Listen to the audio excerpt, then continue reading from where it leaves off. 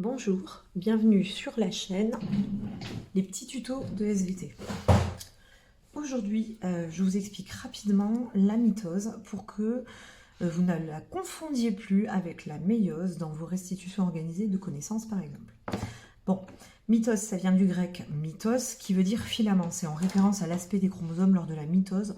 Je ne suis pas certaine pour le coup que l'étymologie vous aide. On verra dans une autre vidéo que pour la méiose, pour le coup, l'étymologie vous sera plus utile.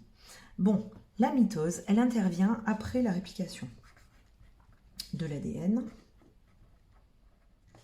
Bon, ça, je le note.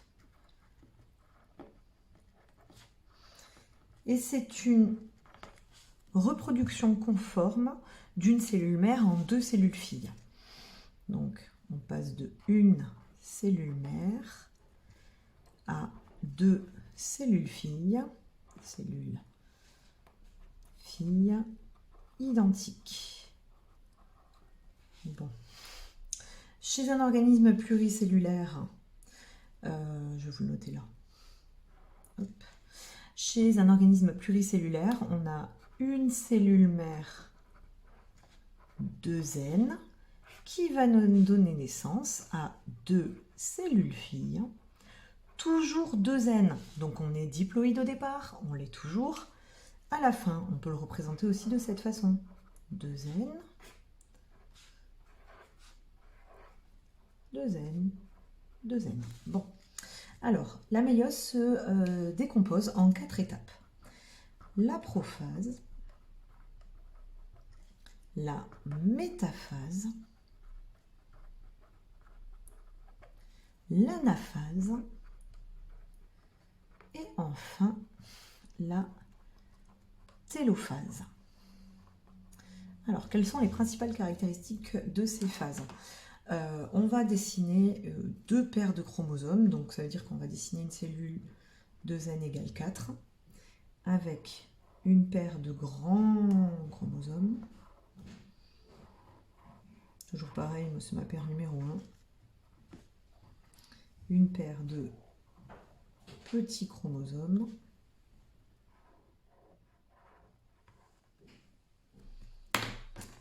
Ceux-là, ça sera les numéros 9. Pourquoi? Parce que comme ça, on peut caler les allèles du gène ABO et on prend toujours pareil un individu qui est hétérozygote pour ces allèles, pour ce gène. Donc s'il a l'allèle B sur un chromosome, il y a l'allèle A de l'autre. Comme la réplication est conforme, parfaite, quand on a l'allèle A sur une chromatide d'un chromosome, sur l'autre chromatide, il y a aussi l'allèle A. Bon, si vous avez envie, vous mettez de la couleur. Hein. Bon. Je fais ça rapidement, mais vous faites ça mieux. Moi, le but, c'est juste de vous montrer les choses. Hein. Comment ça marche, plus se tromper. Bon. La prophase, elle sert essentiellement à faire disparaître l'enveloppe nucléaire afin de libérer le contenu du noyau directement au sein du cytoplasme. Ce contenu du noyau va être happé par les microtubules qui sont des câbles en forme de tube, capables de s'allonger et de se raccourcir et qui font partie de ce qu'on appelle le cytosquelette, c'est-à-dire le squelette cellulaire. Bon, nos chromosomes vont être happés par les microtubules et par un jeu de tension exercé sur les centromères des chromosomes. Ceux-ci vont venir se placer. Alors là, je vais avoir un petit problème.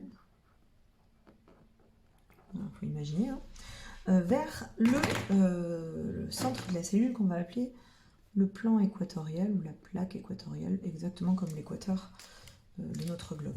Donc là, j'ai représenté les deux centres organisateurs des microtubules, et là maintenant, je vais mettre des microtubules qui s'accrochent au centromère de nos différents chromosomes. Voilà. Donc celui-ci est un peu moche. C'est ce qu'on appellera les aléas du direct. Bon, chromosome numéro 1, je ne remets pas les numéros vu qu'il y a le code couleur. Et là, par souci de place, je ne vais pas écrire les allèles, mais je les réécrirai dans la phase suivante pour que vous compreniez bien la répartition égale des chromosomes dans les deux futures cellules filles. Bon, une fois que ces chromosomes ont été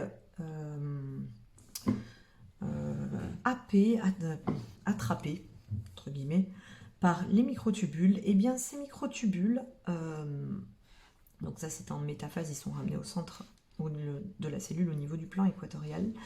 Les microtubules qui se sont accrochés par les chromosomes, les microtubules qui sont accrochés aux chromosomes par les centromères vont se raccourcir.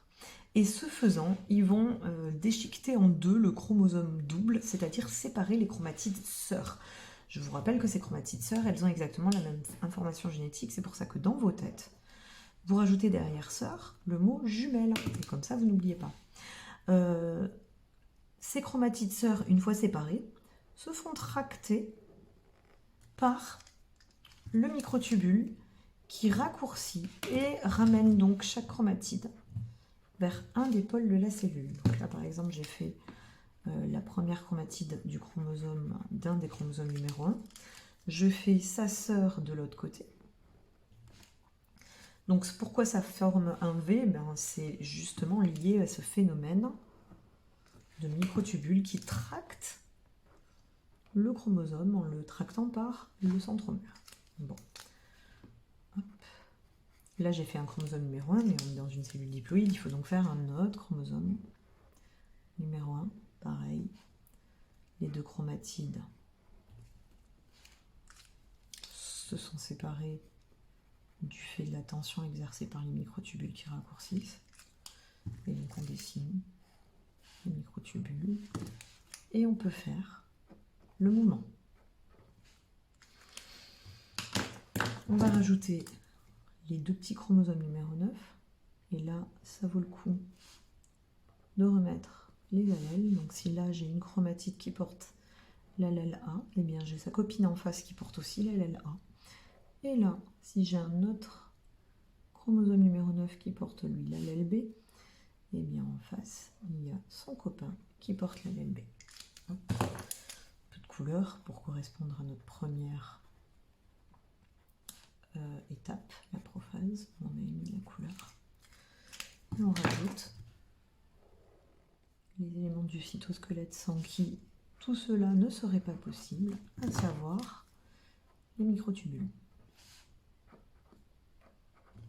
Donc là, on voit bien qu'on a la même information génétique qui dirige vers les deux pôles de la cellule.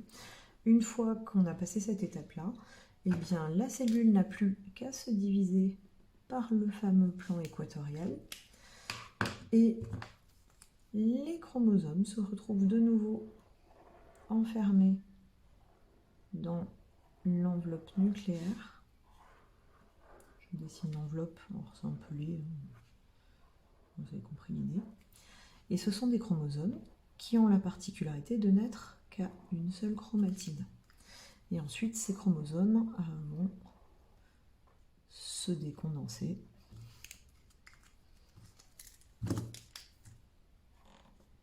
Donc deux chromosomes numéro 1, deux chromosomes numéro 9. On a donc toujours notre cellule 2n égale 4. Pareil de l'autre côté. Deux chromosomes numéro 1. Hop. Deux chromosomes numéro 9. A, B, c'est un peu laid. Enfin bon, vous aurez compris l'idée.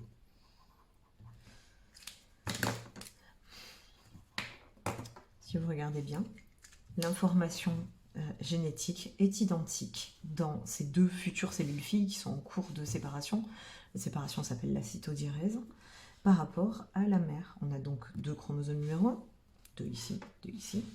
Deux chromosomes numéro 9, deux ici, avec l'un qui porte l'allèle A et l'autre qui porte l'allèle B. Reproduction conforme de la cellule mère en deux cellules filles identiques. On est diploïde du début à la fin. Voilà, je pense que j'ai tout dit sur la mitose. Normalement, vous devez être capable, si on vous met une figure de mitose en schéma, vous devez être capable de dire « Ah bah oui, ça c'est une métaphase, ça c'est une anaphase », par exemple. C'est les plus simple à reconnaître, une prophase aussi. Voilà. J'espère que cette vidéo vous aura été utile et je vous dis à la prochaine pour une autre vidéo coup de pouce en SVT.